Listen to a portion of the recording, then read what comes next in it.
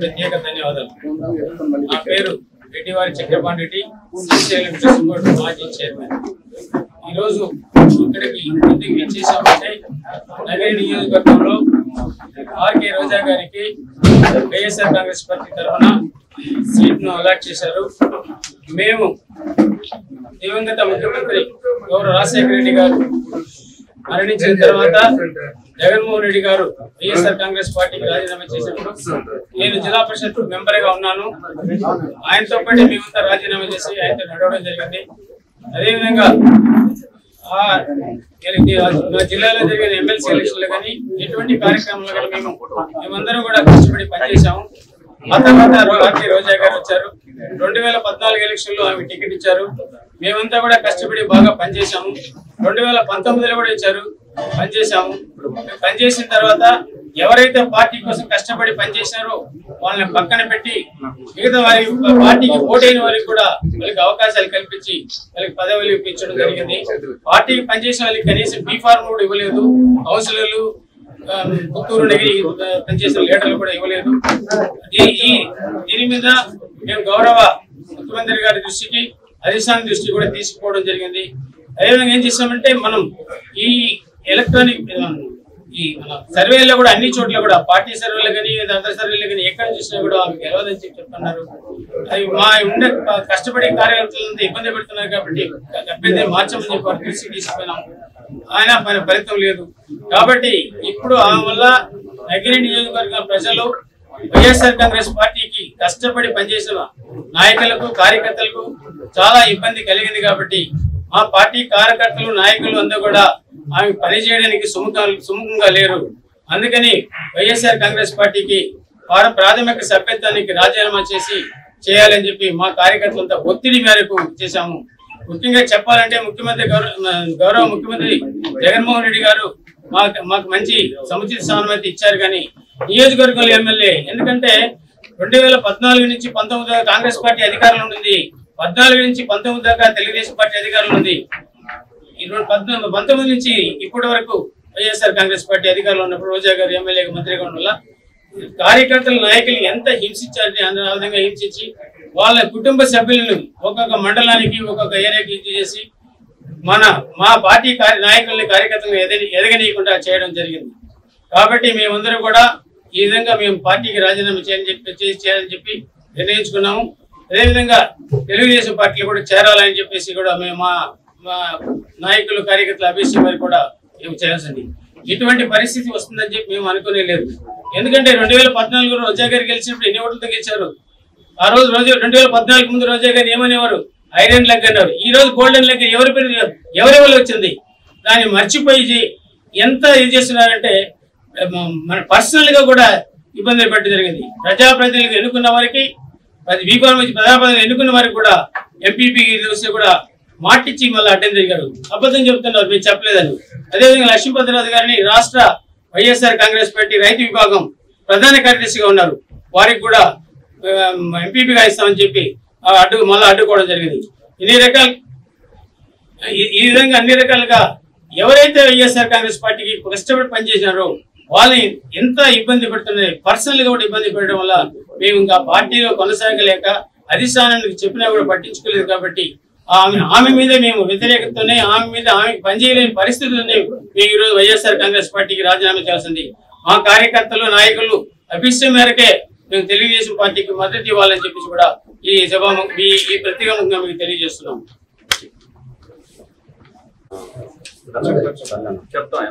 ఇద్దరు ఎంపీటీ సభ్యులు రెడ్డివారి భాస్కర్ రెడ్డి, విజయ, 6 మంది సర్పంచులు, ఒక వచ్చి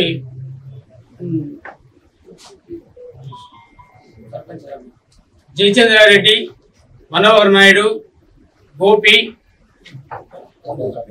Prabhakar,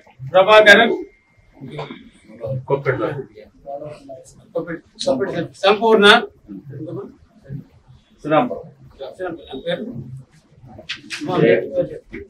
Jayamma.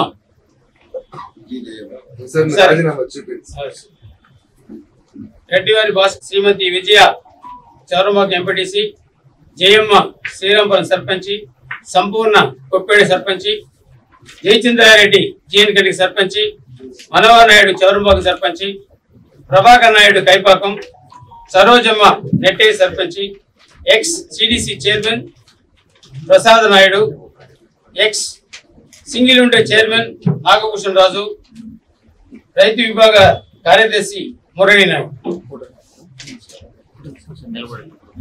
X single window president Tulasiramareddy గారు.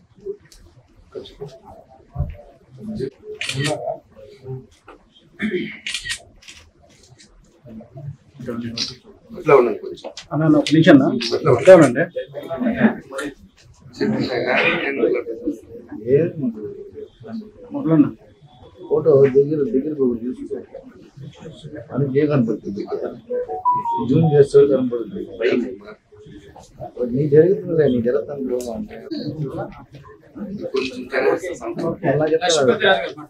రెండు పక్కల దగ్గర వయసు పక్కన అమ్మాయికి ఆన్ చేయాలి. సుబ్రహ్మణ్యం మనీ ఆన్ కదా, మరి లేట్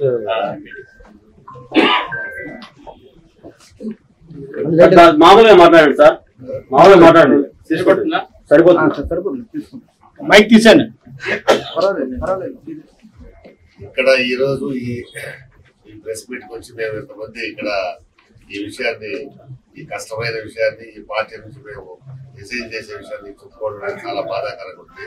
తెలియని పరిస్థితుల్లో మా కార్యకర్తలు, మా లీడర్లు రోజా చేసిన ఎన్నిసార్లు చెప్పినా మాకే సిగ్గుగా ఉన్నది. అవి ఏ రోజు మారలేదు. మారుంటే ఉండేవాళ్ళం కాదు. మాకు ఈరోజు కూడా పార్టీ అంటే అభిమానమే, నాయకుడు అంటే అభిమానమే. మా నాయకుడు అంటే తెలియని పరిస్థితులు ఆమె చేసిన అవమానాలకి, పెట్టిన కష్టాలకి అన్నిటికీ ఓర్చుకొని ఉంటాము. ఎలక్షన్ టైంలో మాకు కార్యకర్తలు ఓట్లు అడిగి పోతుంటే వాళ్ళు అడిగే మాటలు బదులు చెప్పలేకపోతున్నాము. అదే ఒక్క రీజన్ వల్ల ఈరోజు మేము పార్టీ జరుగుతుంది. రాజ్యసభ దేశం తీసుకుంది నెక్స్ట్ వచ్చి ఈ ప్రెస్ మీట్ అయిపోయిన తర్వాత ఎల్లుండి తర్వాత సండే మా ఇంటి దగ్గరనే రాజశేఖర్ చంద్రుడి అంతమంది లీడర్ని, నాయకుడిని, జడ్పీటీసీని, ఎంపీటీసీని, ప్రెసిడెంట్ అంతా రమ్మని, పబ్లిక్ రమ్మని చెప్పి అక్కడ అందరూ పార్టీ రిజైన్ చేసే కార్యక్రమాన్ని ఏర్పాటు చేస్తుంది సండే. ఆ రోజు మీరు కూడా ఆహ్వానించలే రావచ్చు తప్పకుండా. ఇది మన ఫైనల్ గా బయట తీసుకున్న ఒక విషయం. మొత్తం ఎంతమంది విడిపోతున్నారు సార్? అందరూ ఇక్కడ తీసుకున్నారు. ఇక్కడ జనం పట్టరు కదా. మాకైతే 9 ఎంపీటీసీ ఉన్నారు. మీరు వెళ్ళిపోయినా ఏమి నష్టం లేదనే దూరంలోనే ఉంది కదా. మంచిదే కదండి. ఇప్పుడు మేము వెళ్ళిపోతే 30,000 వస్తుందని చెప్పారు. మంచిదే కదా. అందుకే పార్టీ అధిష్టానాన్ని కూడా ఇబ్బంది పడుతున్నారు. అందుకే మేము మంచిగా వెళ్ళిపోతున్నాం. పార్టీ అధిష్టానం మీతో ఏం మాట్లాడలేదు. పార్టీ అధిష్టానం మాట్లాడేది మేము చెప్పాం కదా, క్యాండిడేట్ మార్చమని చెప్పాం. ఎవరికైనా కాబట్టి ఎవరికైనా ఇవ్వమని చెప్పాము. మీకు కూడా మీడియా వరకు కూడా తెలుస్తుంది కదా, ఎక్కడ ఏ మీడియాలో కూడా ఆమె గెలుస్తుందని చెప్పి ఎక్కడ రాలేదు. పార్టీ అధిష్టానానికి కూడా వాళ్ళకి రిపోర్ట్స్ ఉంటాయి కదా, తెలుసుకుంటారు కదా. మార్చలేదు, నేరుగా మాట్లాడలేదు. మాట్లాడారు కానీ మేము అభ్యర్థి మార్చమని చెప్పి మార్చలేని పరిస్థితి మేము వచ్చాము. అంటే గతంలో మీరు ఒకసారి ఒక ప్రచార సమయంలో కూడా సవాల్ చేసినప్పుడు రోజాని ఎలా ఓడిస్తారని చెప్పి త్వరగొట్టమని సవాల్ చేస్తారు. ఏంటది అంటే మీకు నచ్చింది జరగలేదని చెప్పి ఇలా చేస్తున్నారు?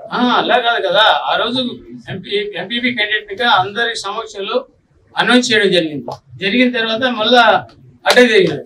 అడ్డం జరిగిందని చెప్పి మేము ఆ రోజు మేము ఆమె ఇండిపెండెంట్ గా కంటెస్ట్ చేస్తే నేను ఇండిపెండెంట్ కంటెస్ట్ చేస్తాను అని చెప్పాను. అప్పుడు కూడా పార్టీ మేము ఏం చెప్పలేదు. ఇప్పుడు ఆ పార్టీ దాని మీద సరైన నిర్ణయం తీసుకోలేదు కాబట్టి ఇంకా మా కార్యకర్తల నాయకులకి ఇబ్బంది ఉంది కాబట్టి మేము బయట రావాలి. ఆ విషయంలో కూడా 9 ఎంపీటీసీ నేను గెలిపించుకుని పండుగ చేసుకున్నాను. సంతోషమే. పార్టీ ఇద్దరు ఒకే పార్టీలో ఉన్నాం కాబట్టి ఎవరు వాళ్ళు గెలిచారుకుంటాం.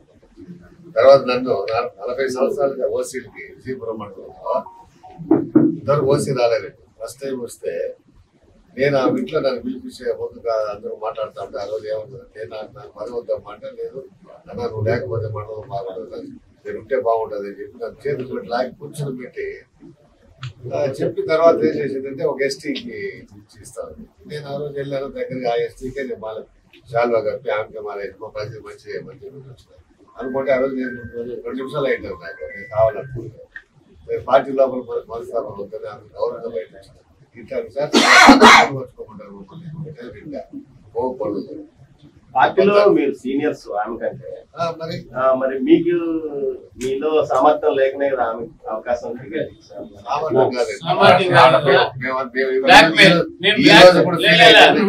మేము బ్లాక్ మెయిల్ చేయలేం. బ్లాక్ మెయిల్ అంటారు. బ్లాక్ మెయిల్ చేశారు ఎవరు బ్లాక్ మెయిల్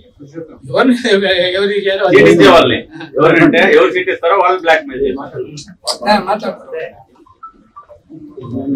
ఏంటంటే పార్టీకి ఎప్పుడు చదువుకోలేదు మళ్ళీ మన పింఛని అయిన తర్వాత కుటుంబాన్ని కొన్ని ప్రాబ్లమ్స్ ఉంటాయి సాల్వ్ చేసుకుంటాం అనుకుంటే అది జరగల ఎన్నిసార్లు చెప్పినా మీరు ఆర్డర్ మార్క్ లేదు కాబట్టి ఇప్పుడు హైకమాండ్ చెప్పొచ్చినాం నాకు సీట్ ఇస్తే మాత్రం మీరు చేయమని చెప్పేది వచ్చినాం. మళ్ళీ ఇచ్చినారు మేము ఏం చేయలేం కదా. ఈ రోజు వరకు వెయిట్ చేసినాం, నిన్న వరకు వెయిట్ చేసినాం.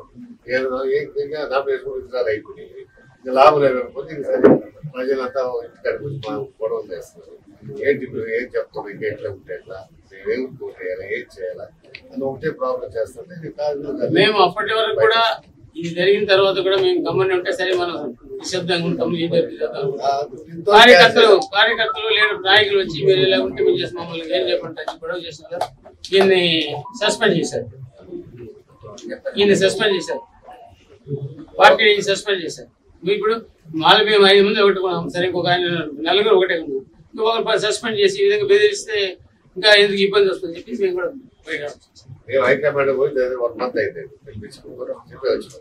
తర్వాత సీట్ ఇచ్చారు. అంటే నిలబడితే ఓట్లు రావాలా లేదా వరకు వచ్చినారా అంటే ఇంకా నీ అహంకారం పోలేదులే కదా. ఎందుకు మాకు పార్టీ బుక్ చూసినాము పార్టీ ఇవి వస్తాదేమో మళ్ళీ కూడా ఏదో చేద్దాం అనుకుంటుందా మరి ఏం చేయాలి నెక్స్ట్ అయితే మాకు నెక్స్ట్ రిజైన్ చేయడం. టీడీపీ నుంచి ఏదైనా స్పష్టమైన హామీ వచ్చిందా? మాకెందుకు హామీ? మాకు హామీ ఏం అడగమా? 4 ఏళ్ళగా ఇది కోటి ఖర్చు పెట్టాము మేము హామీ అడగల. అభిమానంతో ఉంటాం పార్టీకి. ఆడ కూడా అట్లే ఉంటాం. నీతిగా నిజాయితీగా జాతిగా ఉంటాం. ఇది మా పాలసీ. అన్న కొంత పెద్దదే డౌన్ చేయనా సైడ్ పెట్టినా ఓకే ఓకేనా. అందరికీ నమస్కారం. నిన్నటి రోజు మాకు సస్పెండ్ చేశారని రాత్రి 9 గంటల వాట్సాప్ లో మెసేజ్ పెట్టారు. మాకేమి సస్పెండ్ చేసినట్టుగా మా నెంబర్ కానీ మాకైతే మెసేజ్ రాలేదు. సరే వెయిట్ చేసాం నిన్నంతా. సస్పెండ్ చేశారు మేమేం తప్పు చేసామని సస్పెండ్ చేశారని నేను అడుగుతున్నా. దీంట్లో ఏం చెప్పారంటే చట్ట విరుద్ధమైన కార్యక్రమాలకు పాల్పడినాను. నేనేం కార్యక్రమం నేనేమన్నా ఎర్రచందనం స్మగ్లర్నా లేదా గంజాయి దొరుకుతున్నా? చట్ట విరుద్ధం అంటే దాని అర్థం ఏంటి నాకు అర్థం కావడం. నాకు ఒక షోకాజ్ నోటీస్ ఇచ్చి పార్టీ లైన్ ఎవరైనా రిజైన్ చేయమన్నప్పుడు లేదా సస్పెండ్ చేసేటప్పుడు వాళ్ళకి ఒక షోకాజ్ నోటీస్ ఇస్తారు. అటంతా లేకుండా నన్ను సస్పెండ్ చేశారు. సరే ఓకే మంచిది. నన్ను ఎందుకు చేశారో చెప్తే బాగుంటుందని మీ ద్వారా అడుగుతున్నా. నేను అనుకునేది ఏమంటే నా మీద ఉండే కక్ష మేము నిలదీస్తున్నామని. ఎందుకంటే మా మండలంలో అన్ని రకాలుగా 2009లో చెంగారెడ్డి ఓడిపోయిన తర్వాత 2014లో ఉతికిష్టం నాయుడు ఓడిపోయిన తర్వాత మాకు నష్టం ఎక్కువ జరిగింది. 2019లో ఈమె గెలిచి మాకు నష్టం ఎక్కువ జరిగింది. ఎట్టంటే మా మండలంలో 2000 ఎకరాలు టీకేటీ భూములు ఉన్నాయి. నేషనల్ హైవేకి ఆనుకోని ఉన్నాయి. ఎయిర్పోర్ట్కి 3 కిలోమీటర్లు ఉన్నాం. ఎన్నో రకాల ఇండస్ట్రీలు ఉంటాయి. 2019లో ఫిబ్రవరిలో ఎలక్షన్ నోటిఫికేషన్ ముందు చంద్రబాబు నాయుడు ఇండస్ట్రియల్ ఎస్టేట్ కి EMC 3కి 30 కోట్ల రూపాయలకి భూములు ఇవ్వడం జరిగింది. దురదృష్టవశాత్తు ఆ పార్టీ రాలేదు. మా పార్టీ వచ్చింది. ఈమెకి ఏపీఐసి చైర్మన్ ఇచ్చారు. ఆ భూముల్ని కమిషన్లకు కక్కుర్తిపడి టీటీడీ వాళ్ళకి దారాదత్తం చేసింది. టీటీడీ వాళ్ళకి ఇస్తే మాకేం లాభం? ఏమైనా ఇండస్ట్రీ వచ్చి ఉంటే నేషనల్ హైవేకి ఆనుకోండి భూములు అట్లా కొద్దిగా నష్టం చేసింది. దాంట్లో మేము నిలదీశాం. కేవలం ఆ భూముల్లోనే ఇంచుమించు 12 కోట్ల రూపాయలు వాళ్ళ అన్నాదమ్ముళ్ళు ఆమె కమిషన్ రూపంలో దండుకోవడం జరిగింది. అదే కాకుండా చెక్కుల రూపంలో తీసుకోవడం జరిగింది. దీని మీద రాబోయే ప్రభుత్వాన్ని ఎన్క్వైరీ చేయమని మీ ద్వారాగా నేను డిమాండ్ చేస్తున్నాను. అదేవిధంగా టోల్ గేట్ కాడ భూదాన భూమి 12 ఎకరాలు ఉంటే మేము ఆపించాం. ఆపిస్తే నన్ను తెలియకుండా ఆర్టీఓ గారికి పెట్టి కన్వర్షన్ చేసింది. నేను అప్పుడు నిలదీశా. ఇవన్నీ దృష్టిలో పెట్టుకుని మమ్మల్ని దూరం పెట్టడం జరిగింది. ఇదే కాదు, అంగన్వాడీ టీచర్లు మా మండలంలో నలుగురిని ఫిలప్ చేస్తే ఒక్కొక్కటి 2 లక్షలు 3 లక్షల రూపాయలు తీసుకోవడం జరిగింది. సీఎం రిలీఫ్ ఫండ్ చెక్లకి 10% వసూలు చేయడం జరిగింది. సబ్ స్టేషన్ లో షిఫ్ట్ ఆపరేటర్ పోస్టు కూడా 5 లక్షల నుంచి 7 లక్షల రూపాయలు వసూలు చేయడం జరిగింది.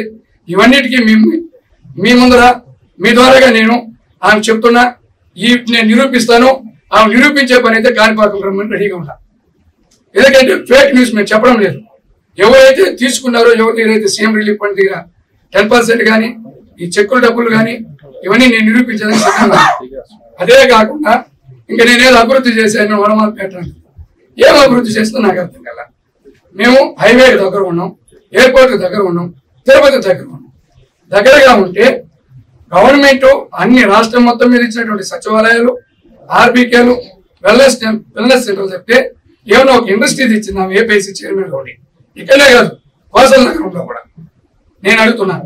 ఇంకోటి ఏమంటే అట్లీస్ట్ కంప్యూటర్ ఆపరేటర్ పోస్ట్ కూడా డబ్బులు తీసుకున్నారండి వాళ్ళ. ఈ మాదిరిగా ఉంటే మేము ఎట్లా ఓటు వేయాలా, మేము ఎట్లా జనాలకు పోవాలని మా హైకమాండ్ చెప్పడం జరిగింది. చెప్పినా మా హైకమాండ్ పట్టించుకోకుండా ఆమెకే సీట్ ఇచ్చారు. కాబట్టి మేము ఆమె పని చేయమని చెప్పాము. మేమైతే పని చేయలేదు. అప్పుడు ఇట్లాగా ఆమె మీద నేను అభివృద్ధి చేశాను, నన్ను చూసి ఓటేస్తున్నారు అంటే ఎక్కడ వేస్తారో జూన్ 4వ తేదీ మీకే తెలుస్తుంది ప్రస్ఫుటంగా. ఇంతకు మించి ఏం మాట్లాడాలో మాకు అర్థం. ఇప్పటికీ 4 ఉన్నారు మా మండలంలో, మా కాన్స్టిట్యూన్సీలో. ఎవరు? ఆమె భర్త, ఇతర అన్నదమ్ములు. ఈసారి కానీ గెలిపిస్తే ఇంకా 5 మంది 6 మంది అవుతారు. వాళ్ళ భార్య బిడ్డలతో పాటు వాళ్ళ పుట్టిన సంతానాలు కూడా వచ్చేస్తారు.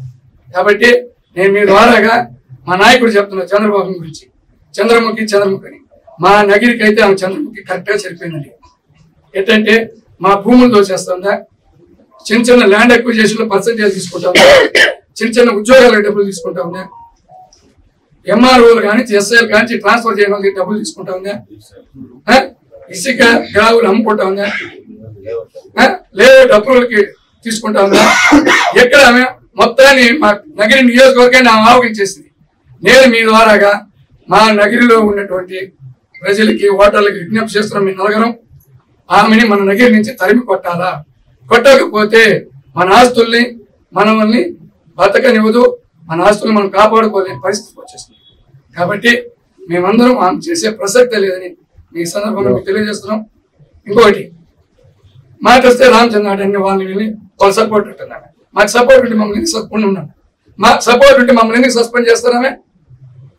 ఆయన ఎందుకు ఆమె ఈదులో లాగుతున్నట్టు నేను ఆమె సపోర్ట్ మాకు ఉంటే నాకు ఇంకా కూడా డబ్బులు 34-30 లక్షల రూపాయలు రావాలి. కావాలని బ్లాక్ మెయిల్ రాజకీయం, టికెట్కి బ్లాక్ మెయిలే, గెలిచేదానికి బ్లాక్ మెయిలే. ఎందుకు ఆమె ఇలాగా ఉండడం? మేమందరం 2012 నుంచి ఉన్నాం. పార్టీ ఎప్పుడైతే వైఎస్ఆర్సీపీ పార్టీ పెట్టినారో అప్పటి నుంచి పనిచేస్తాం. ఈ రోజు ఆమె స్థితి ఎట్లుందంటే మా పార్టీలో ఉన్నటువంటి కార్యకర్తలకి డబ్బులు ఇచ్చి కూర్చొని పెట్టుకొని మాట్లాడే పరిస్థితి ఇస్తాం. ఈ దుస్థితి ఎందుకు వచ్చిందని ఆమె ఆత్మహత్య చేసుకోమని చెప్తాను నేను. 19లో 14లో అధికారం రాలా, 19లో అధికారం వచ్చింది. మేము 5 మంది పనిచేస్తాం. నువ్వేమి చేయను మాకు చెప్పమని చెప్పు. నాకే కాదు, లీడర్లకు అందరికీ కూడా నేను చెప్తున్నా. 5 మంది అన్నలో పాండవులు వాళ్ళ వల్ల గెలిచేది ఏం సాగిత్యం చేసింది. ఇంకోటి ఏమో చెప్తుంది, వాళ్ళందరికీ పదవులు నేనే ఇప్పించాలని చెప్తుంది. నాకు శ్రీశైలం ట్రస్ట్ బోర్డు ఇచ్చినప్పుడు మీడియాలో వచ్చింది ఆమె రాజీనామా చేస్తాను. టీవీ 9లో కూడా చూసాము ఆమె రాజీనామా చేస్తాను. శ్రీశైలం ట్రస్ట్ బోర్డు ఇస్తే ఈమె concerned minister, environment minister phone చేసి ఆపమని చెప్పింది. ఆమె మీద అది నేను ఇప్పించాను అంటుంది. ఆమె ఇప్పించింది, నేను గెలిపించకపోతే ఆమె ఇప్పిస్తుంది. మాకు బీఫామ్ ఇచ్చేది అని చెప్పి ఏదో చెప్తా ఎంపీటీసీకి. మేము గెలిపించకపోతే నీకు బీఫామ్ ఇచ్చే అర్హత నీకు ఎక్కడి నుంచి వస్తున్నావు? బీఫామ్ ఇస్తుంది, నాకైతే బీఫామ్ ఇచ్చింది, నేను వద్దని చెప్పేసి ఇచ్చినాక వాళ్ళ అన్నం లేదు నాకు ఇంచుమించు 15 నుంచి 17 మంది లీడర్లు పనిచేయలేదు నాకు. మళ్ళీ నేను గెలిపించా ఉంటుంది.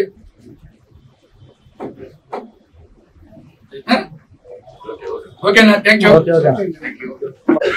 పంచకుమారులు ఇప్పుడు ఏకంగా ఉన్నారు.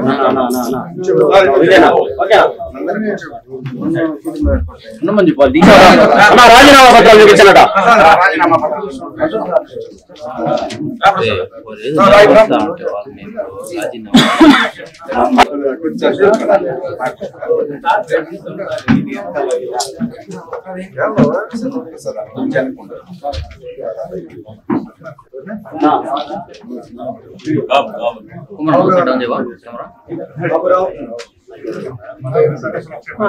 ఇప్పుడు